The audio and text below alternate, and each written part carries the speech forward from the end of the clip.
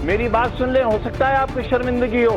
बात वंदे मातरम की नहीं है मान्यवर। अगर कानून की बात करूं तो सुप्रीम कोर्ट कहता है कि वंदे मातरम के लिए मजबूर नहीं किया जा सकता। राजनीति में सरकारें बदलना और फिर किसी पर मुकदमे लगना और फिर खत्म होना कोई बड़ी बात नहीं है। इन्हीं मुकदमों पर जीत हासिल कर या जमानत लेकर मोहम्मद आजम खान सालों बाद जेल से बाहर निकले हैं। राजनीति में ढलान शुरू हुआ तो बीजेपी सरकार इतनी मेहरबान हुई कि करीब 72 मुकदमे लाद दिए। इतने केस लड़ने में तो आदमी की कई जिंदगियां निकल जाएं। पता नहीं ये संयोग है या कोई राजनीतिक प्रयोग कि उसी बीजेपी सरकार के रहते आजम खान जमानत पाने में बादशाहत कायम कर चुके हैं। एक एक करके 72 केस में जमानत लेकर जेल से आजाद हो गए। 23 महीने बाद आजम खान जेल से बाहर आ चुके हैं। मुकदमे कोर्ट कचहरी में चलते रहेंगे। आजम खान के राजनीतिक तजुर्बे का अंदाजा ऐसे लगाइए कि जब इंदिरा गांधी ने इमरजेंसी लगाई थी तब भी आजम खान जेल में थे। जब योगी के हाथ में यूपी की कमान आई तब भी आजम खान जेल गए। आजम खान राजनीति के ऐसे पुष्पा हैं जो कभी झुकता नहीं है, टूटा भी नहीं। 10 बार यूपी के विधायक रहे। मुलायम से लेकर अखिलेश की सरकार में नंबर 2 मंत्री का दर्जा रहा। रामपुर में आजम खान की तूती बोला करती थी। अब जब सालों बाद चर्चा में आए हैं तो अखिलेश की पुरानी भविष्यवाणी फिर चर्चा में आ गई। चर्चा में आया आजम खान और जयाप्रदा का सीडी और तस्वीरों वाला विवाद भी, और अमर सिंह के साथ हुई वो नाराजगी भी जिसके चलते उन्होंने छोड़ी थी अपनी पार्टी। क्या है पूरा मामला, बताएंगे चर्चित चेहरा के इस एपिसोड में, तो बने रहिए वीडियो के आखिर तक। नमस्कार, मैं हूं कीर्ति और आप न्यूज तक पर देख रहे हैं चर्चित चेहरा। उत्तर प्रदेश की राजनीति का एक लंबा दौर रहा जब आजम खान का जलवा हुआ करता था। न कभी सीएम बने न कभी सपा अध्यक्ष, लेकिन मुलायम सिंह यादव से लेकर अखिलेश यादव तक के दौर में आजम खान सियासी आजम बने रहे। कहा जाता है कि आजम खान के अल्फाज कितने भी तीखे हों, बोलने का अंदाज बहुत मीठा होता है। इसमें बंटवारे के वक्त हमें हक था पाकिस्तान जाने का, आपको नहीं था। हमें हक था, लेकिन हमारे अजदाद ने यह तय किया कि यह वतन हमारा है। हमारे अजदाद की कब्रें हैं यहां, हमारे बुजुर्गों के मज़ारात हैं यहां। जामा मस्जिद है दिल्ली की, ताजमहल है, किले हैं, हमारे बुजुर्गों की यादें हैं, और यही आज धरोहर है हमारे भारत की।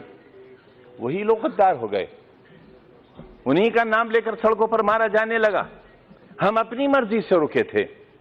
कहते हैं कि आजम खान का रुतबा इतना था कि उनकी भैंस खोजने के लिए भी पूरी पुलिस फोर्स जुट जाती थी। लेकिन उनका बुरा दौर तब शुरू हुआ जब उत्तर प्रदेश में सपा की सरकार चली गई। 2017 में योगी सरकार के सत्ता में आने के बाद उनके इस रसूख को मानो ग्रहण लग गया। योगी आदित्यनाथ बीजेपी की सरकार चलाते हुए कुछ इस कदर मेहरबान रहे कि एक एक करके ताबड़तोड़ दर्जनों मुकदमे आजम खान पर ठोक दिए। 2020 में आजम खान गिरफ्तार करके जेल भेज दिए गए।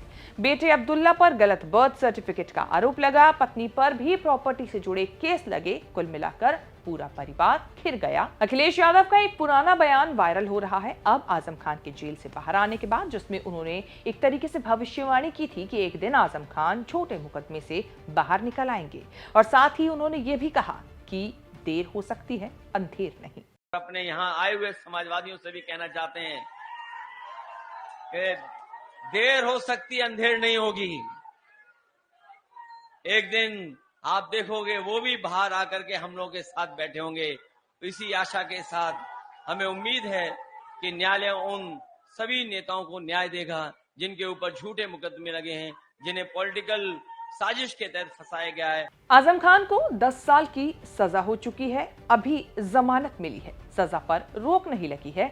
सजा पूरी होने के बाद और 6 साल तक चुनाव नहीं लड़ सकेंगे। आजम खान पर किताबों से लेकर बकरियां चुराने तक के इल्जाम लगे। 2020 से जेल में बंद आजम खान की हालत ये हो गई कि विधानसभा में शपथ लेने भी नहीं जा सके। फिर भी उन्होंने राजनीति कमजोर नहीं पड़ने दी। जेल में रहकर चुनाव जीते, बेटा भी विधायक बन गया। अखिलेश के कहने पर लोकसभा छोड़कर विधायक बनने के लिए भी तैयार हो गए आजम खान। हालांकि उन्हें मलाल रहा कि अखिलेश सिर्फ एक बार सीतापुर जेल में आकर मिले। अब जब आजम जेल से बाहर आ गए तो अखिलेश यादव ने कहा है कि सत्ता में आने पर उनकी सरकार आजम खान पर दर्ज सभी झूठे मुकदमे वापस लेगी। इसके साथ ही उन्होंने मौजूदा सरकार पर भी निशाना साधा। हमें उम्मीद है कि आने वाले समय में एक भी झूठा मुकदमा या इस तरह का सरकार जो लगातार भारतीय जनता पार्टी की और वहाँ का विधायक, खासकर जो रामपुर का विधायक, वो भारतीय जनता पार्टी के लोग मिलकर के और एक ऐसा अधिकारी जिसको एक्सटेंशन पे एक्सटेंशन पे एक्सटेंशन पे एक्सटेंशन पे एक्सटेंशन, कम बोला है मैंने, लगातार मिला है, वो अन्याय नहीं करेंगे। हमारे समाजवादियों के लिए खुशी का समय है कि जहां पर वो आज रिहा हो करके आज जेल से रिहा हुए हैं। वो वैसे देखा जाए तो आजम खान के नाम से जुड़े विवादों की भी लंबी लिस्ट है। जयाप्रदा से जुड़ा उनका विवाद कम चर्चा में नहीं रहा। इन सब की शुरुआत साल 2004 में तब हुई जब अमर सिंह के कहने पर आजम खान ने ही जयाप्रदा को रामपुर से लोकसभा चुनाव लड़वाया, जिसमें उन्हें जीत मिली। रामपुर बता दें आजम खान का ही गढ़ माना जाता है, लेकिन जल्द ही अमर सिंह और आजम खान के रिश्तों में आई खटास का असर जयाप्रदा और आजम खान के बीच भी दिखाई देने लगा। 2009 में दोबारा जयाप्रदा को जब सपा ने टिकट दिया तो आजम खान ने पार्टी की लाइन के खिलाफ जाकर जयाप्रदा का पुरजोर विरोध किया, जिसके बाद उन्हें पार्टी से निष्कासित भी कर दिया गया। लेकिन ये सब बस कुछ वक्त ही चला और मुलायम सिंह ने उन्हें मनाकर वापस अपने पास बुला लिया। दरअसल उस वक्त आजम खान पर जयाप्रदा की अश्लील तस्वीरें और सीडी रामपुर में बांटने के आरोप लगे थे। चुनाव प्रचार में जयाप्रदा खुद ये दावा करती रही कि आजम खान कुछ भी कर सकते हैं और मुझे बदनाम करने के लिए मेरी अश्लील फोटोग्राफ्स फैलाई गई। चुनाव से पहले साल 2018 में जब पद्मावत फिल्म आई थी तो उसमें खिलजी के रूप में दिखाए गए विलन की तुलना जो जयाप्रदा ने आजम खान से की थी। आजम खान भी जयाप्रदा को नचनिया कहकर अक्सर उनकी आलोचना करते रहे हैं। 14 अगस्त 1948 को आजम खान का जन्म यूपी के रामपुर में हुआ था। मोहम्मद मुमताज खान के सामान्य परिवार में जन्मे आजम खान ने खुद को तालीम से हमेशा जोड़ रखा। जमकर पढ़ाई की, बीए ऑनर्स और एमए ऑनर्स की पढ़ाई की, एलएलएम की पढ़ाई की और कानून की डिग्री ली। एएमयू में पढ़ते हुए ही आजम खान ने राजनीति शुरू कर दी थी। छात्र संघ का चुनाव भी जीता, कानून की डिग्री ली और उर्दू के जानकार बने।